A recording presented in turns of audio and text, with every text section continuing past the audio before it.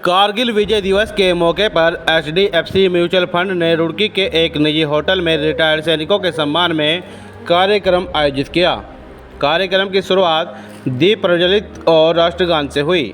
इस दौरान रिटायर्ड सैनिकों को सम्मानित किया गया और उन्हें म्यूचुअल फंड से जुड़ी जरूरी योजनाओं की जानकारी दी गई।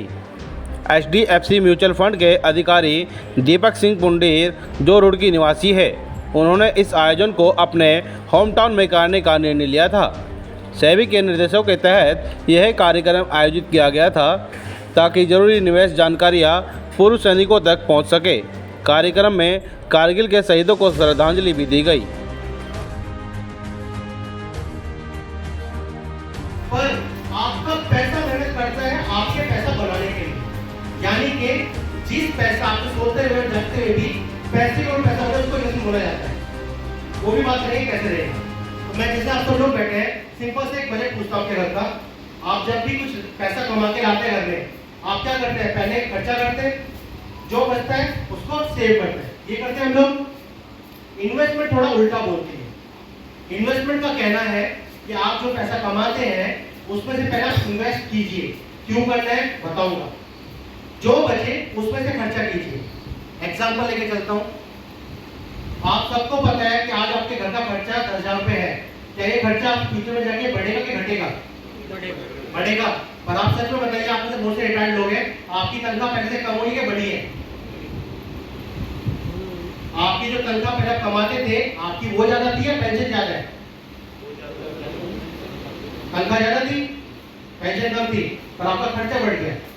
तो आप कैसे प्लान कर पाएंगे कि मुझे आगे जाके मेरा भविष्य सिक्योर रहेगा?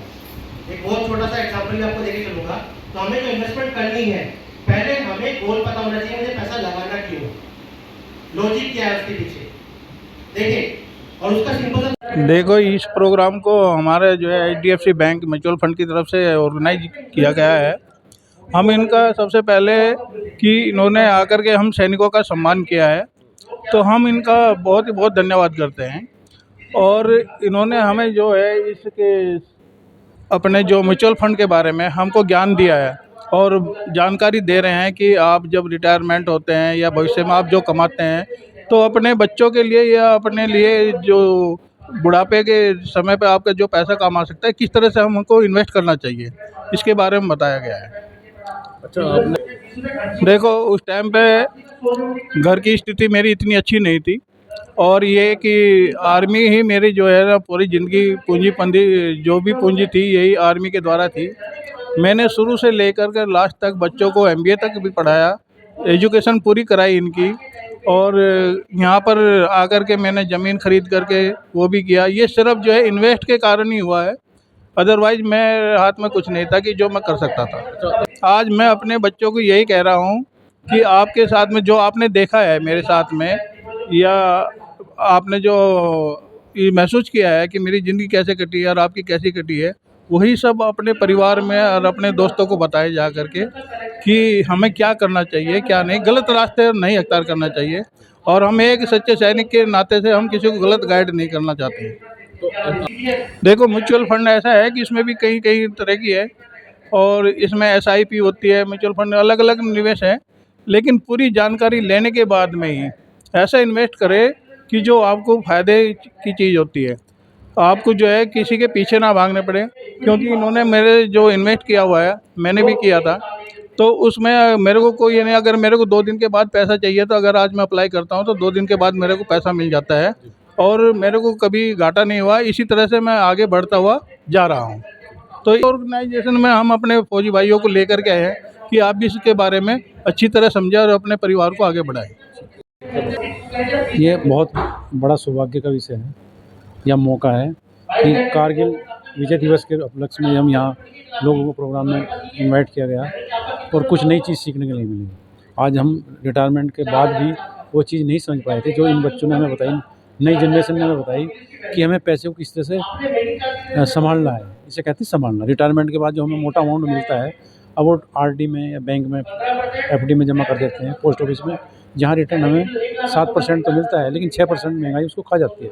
यानी कितना बेनिफिट्स मिल रहा है? 1%। तो जो नए नए इन्वेस्टमेंट प्लान आ रहे हैं जो समय के हिसाब से जानना ज़रूरी है, उनकी जानकारी दी जा रही है और हमें उनके अपडेट करने का सौभाग्य प्राप्त हो रहा है। इनमें मैं कहूँगा इस तरह की वित्तीय शिक्षा जो है, फाइनेंशियल जो है एजुकेशन हर आदमी को लेनी चाहिए, समझना चाहिए, समय के हिसाब से चलना चाहिए। क्योंकि ये जो बताया जा रहा है कि जिसके पास 100 बीघे ज़मीन थी, उसके पास बढ़ते-बढ़ते 1 बीघे ज़मीन रह गई है। लेकिन जो प्लानर्स हैं, जो इन्वेस्टर्स हैं, वे अरब खरब कैसे कमा रहे हैं कि वो टेक्निक से चल रहे हैं, पैसे को सही तरह से लेके चल रहे हैं और उसको घुमा रहे हैं।